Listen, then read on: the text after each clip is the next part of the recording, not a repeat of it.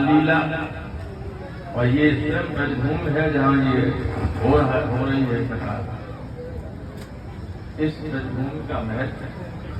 भक्ति ज्ञान और वैराग्य की जो त्रिवेणी है वो इस धरती पर है,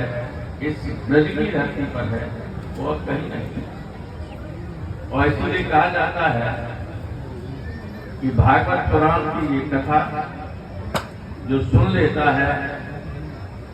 उसको अपना ये जीवन और परलोक दोनों सुधरने का मौका मिलता है, सुधर जाता है, उसे ज्ञान मिलता है, आध्यात्म का ज्ञान भी होता है और भगवान के प्रति भक्ति की तरफ उसका झुकाव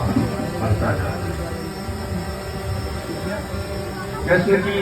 बाल लीला में तो आपने सुना है, लेकिन मैं आज थोड़ी देर चर्चा करूंगा बाल लीला के बाद भी जो संपूर्ण अवतार के रूप में अवतरित हुए थे भगवान के, और इसलिए आए तो दोस्तों का नाश करने के लिए थे। तो कर्म से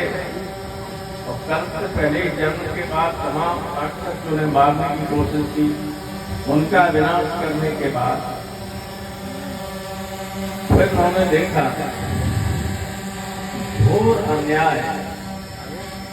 हस्तिनापुर में हो रहा था धर्मराज युधिष्ठिर के भाई में। ऐसा नहीं पांडव कृष्ण की सगी हुआ कुंती के पुत्र थे, इसलिए वो उसके पक्ष में, वो तो धर्म के पक्ष है। अगर बुआ की बात थी तो शिशुपाल भी उनकी बुआ ही का पुत्र था, जिसका उन्हें वध करना पड़ा। लेकिन वो धर्म के साथ उन्होंने बार बार कहा और लोगों से कहा, अर्जुन से स्वयं कहा कि बात मैं तुम्हारा इसलिए साथ नहीं दे रहा कि तुम मेरी बुआ के हो, मैं तुम्हारा साथ इसलिए दे रहा हूं धर्म तुम्हारे साथ। धर्म की स्थापना की गीता में हमने युद्ध के दौरान, युद्ध शुरू होने से पहले जब दोनों की सेनाएं आमने सामने थी,